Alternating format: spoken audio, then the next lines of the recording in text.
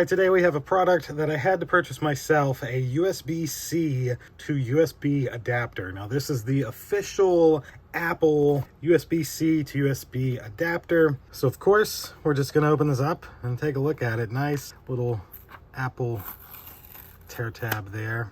Love it. And that opens right up. Wow, this is very tiny. There it is. We can slide that out. Look at that, wow. Paperwork, nothing else in the box. So no stickers or anything, just warranty paperwork. And then this is the actual adapter, dongle, whatever you want to call it, that'll work with any Mac product to take a regular USB-C port and turn it into a traditional USB port, or what's known as a USB-A port. Designed by Apple in California, assembled in China. This is our official adapter though. That's it for the unboxing. Thank you all for watching. See you in the next one. Deuces.